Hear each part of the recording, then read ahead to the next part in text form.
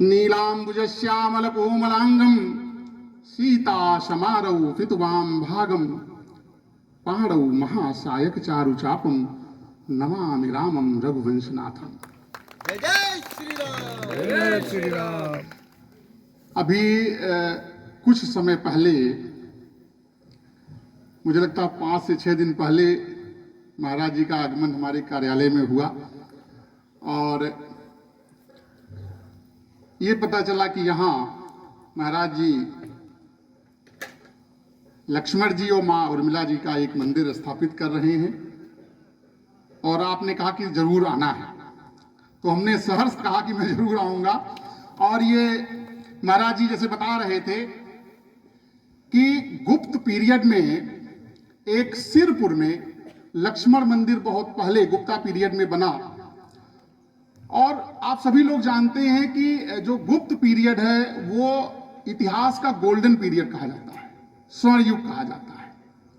वो इसलिए कि अपने आर्किटेक्चर, अपने कल्चर के प्रति जो भाव गुप्त शासकों में रहा वो प्रायः आप पूरे इतिहास में देखेंगे तो नहीं मिलेगा जितना उन लोगों ने डिवोशन दिया।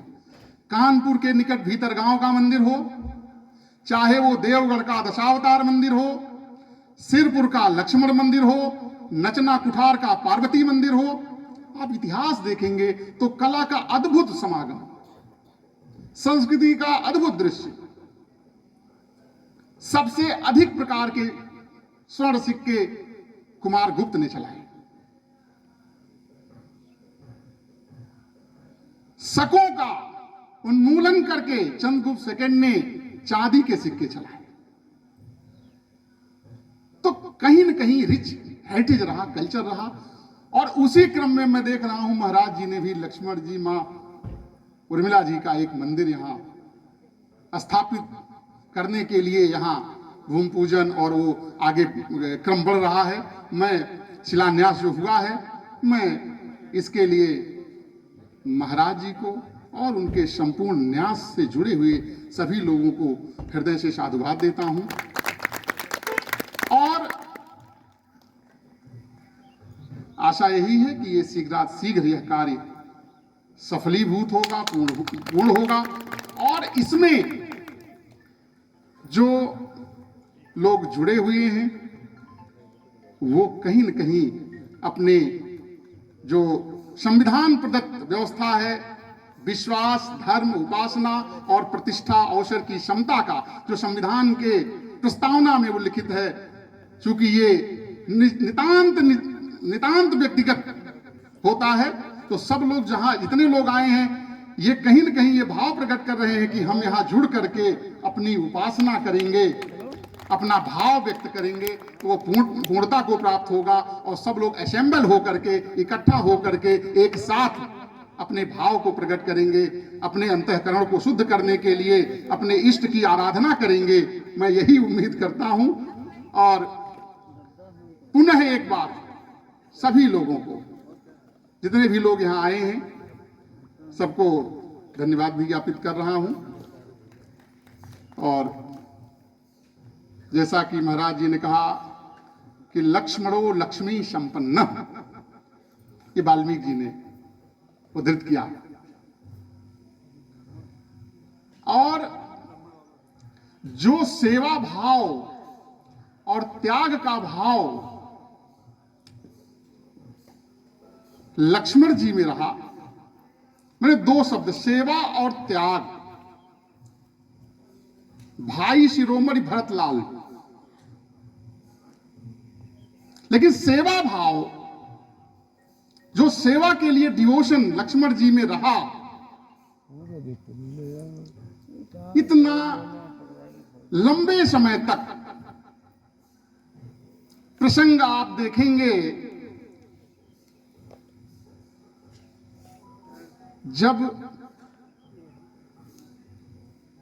मारीच ने बुलाया है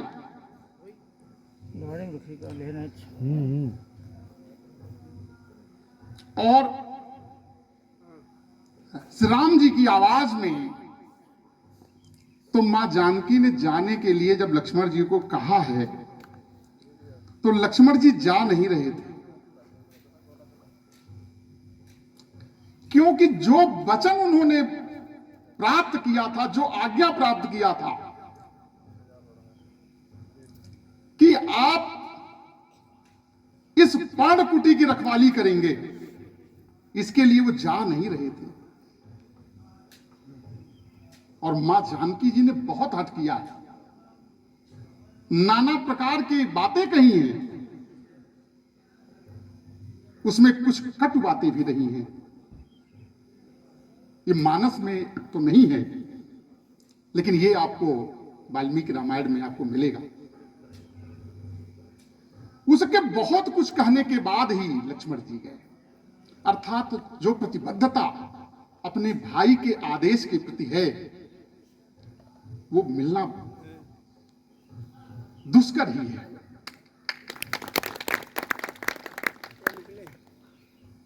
एक वो प्रसंग आता है,